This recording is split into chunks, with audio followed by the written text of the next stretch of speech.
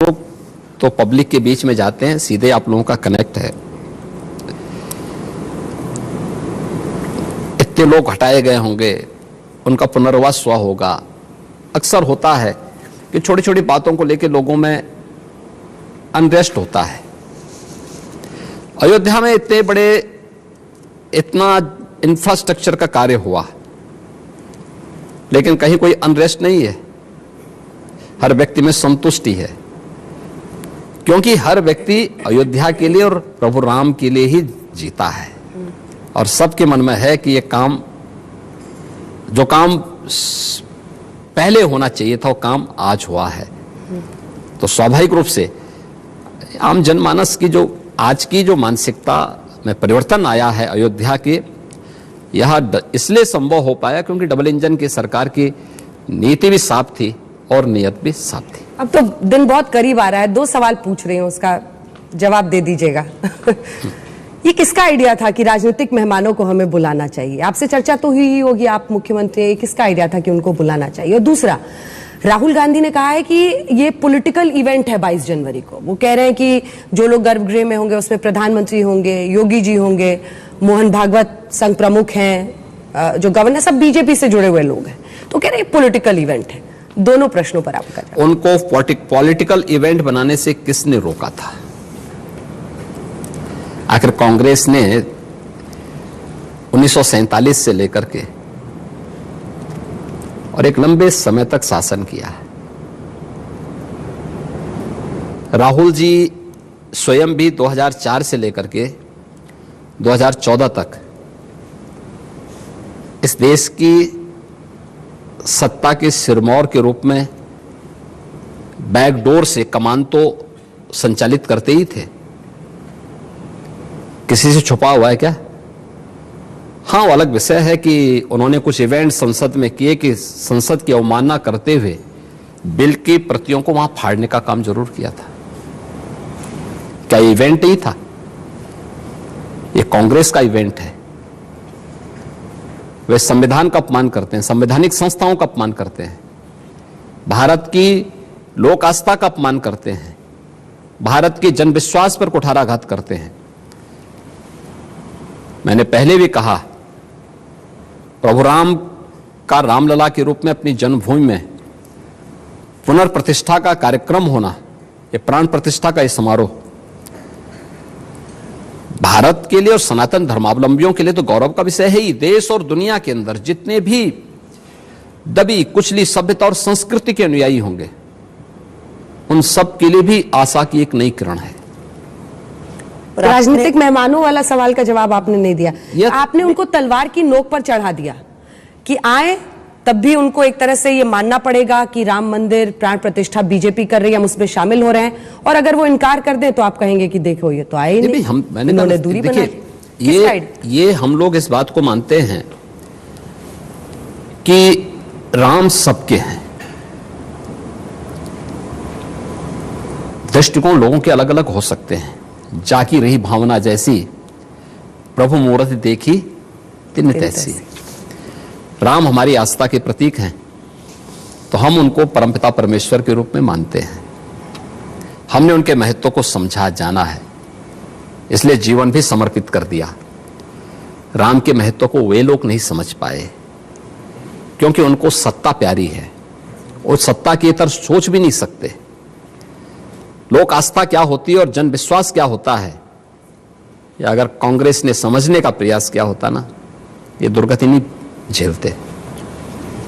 और इसलिए हर उस व्यक्ति को उस कार्यक्रम में आमंत्रण होना चाहिए। और ये श्री राम जन्मभूमि तीर्थ क्षेत्र का आयोजन है, उन्होंने अपना निमंत्रण देकर के अपने कर्तव्यों का निर्वहन किया है। क्योंकि राम तो सबके हैं, सबको आयोजन में बुलाना चाहिए। और ठीक है, पूरा देश आना चाहता है, दुनिया आना चाहती है, हर राम भक्त आना चाहता है।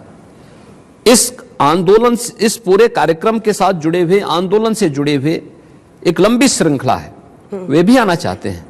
लेकिन अलग अलग समय में लोग आएंगे। हम लोग भी अनुरोध कर रहे हैं कि प्राण प्रतिष्ठा समारोह के बाद सभी लोगों को अवसर मिले अयोध्या में राम जन्मभूमि का दर्शन करने के लिए।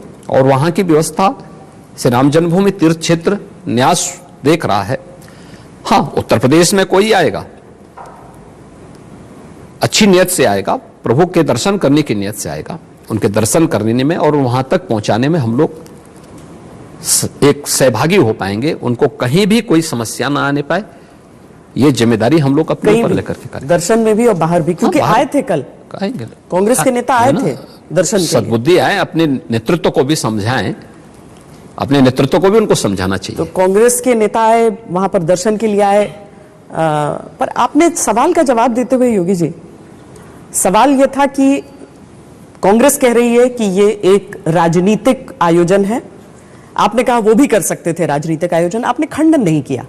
मैंने कहा ना कि उनका दृष्टिकोण राजनीतिक सत्ता पर है, हमारा दृष्टिकोण लोक आस्था को सम्मान देने का है और जन विश्वास का सम्मान करने का है। तो हम लोग उस अभियान के साथ इस रूप में जुड़े हैं। माननीय उच्चतम न्यायालय के आदेश पर श्री राम जन्मभूमि तीर्थ क्षेत्र न्यास का गठन हुआ है। अंदर की सारी व्यवस्था यह ट्रस्ट ही करेगा और ट्रस्ट आमंत्रण करने के लिए स्वतंत्र है। ट्रस्ट ने जिन्हें आमंत्रित किया है वे सब हमारे अतिथि होंगे, क्योंकि हमारे राज्य में आएंगे, क्योंकि राम के प्रति एक हमारी आस्था। दूसरा, उत्तर प्रदेश के अंदर किसी भी रूप में अगर उत्तर प्रदेश को आगे बढ़ने के लिए कोई रास्ता कहीं से निकलता है तो हमें उस अवसर से वंचित नहीं रहना चाहिए। और अयोध्या का यह इवेंट हमारे लिए इस रूप में उत्तर प्रदेश को एक बार फिर से देश के अंदर और दुनिया के अंदर प्रस्तुत करने का भी एक अवसर है। वो कह रहे हैं कि बीजेपी क्रेडिट ले रही है पूरा। कोर्ट के फैसले को पहले भी करवाया जा सकता था, पेंडिंग क्यों डाला गया था? क्यों नहीं आप पैरवी कर रहे थे? मतलब किसी और पार्टी की सरकार होती तो जरूरी नहीं है कि निर्णय में बाधा नहीं डाला जाता था ही। देरी का कारण न्यायालय नहीं, सरकारें थी, पार्टियां थी। वे चाहती नहीं थी कि इसका निर्णय हो। इसका फायदा मिलेगा 24 में, 24 के चुनाव में। सब फायदे और नुकसान का नहीं, पर मिलेगा। जो देश की आस्था का सम्मान करेगा वह जन विश्वास पर खरा उतरेगा। अच्छा, एक हो गया आंदोलन से जुड़े हुए लोग जिनको श्रेय दिया जाता है। दूसरा, क्या आप भारतीय जनता पार्टी, आप ये कह रहे हैं कि पार्टी को भी श्रेय है? देखिए, राम जन्मभूमि का आंदोलन एक ऐसा आंदोलन है 1528 से लेकर के 2019 तक, जब तक माननीय उच्चतम न्यायालय ने फैसला नहीं दे दिया तब तक इस आंदोलन के लिए निरंतर एवरेज 6 से 7 वर्ष के अंतराल में एक बड़ा आंदोलन होता था। एवरेज अगर आप देखेंगे 76 बार बड़े आंदोलन हुए हैं, बड़े संघर्ष हुए हैं 1528 से लेकर के इन लगभग 590 वर्ष के अंदर, 490 वर्ष के अंदर इतने बड़े आंदोलन और अभियान चलते रहे। ये चीजें दिखाती हैं कि एक लंबे समय 3 लाख से अधिक राम भक्त शहीद हुए। इसमें संत भी थे, राजे रजवाड़े भी थे, सामान्य भक्त भी थे, महिलाएं भी थी, पुरुष भी थे, जो राम जन्मभूमि के लिए अपने आप को उन्होंने बलिदान कर दिया।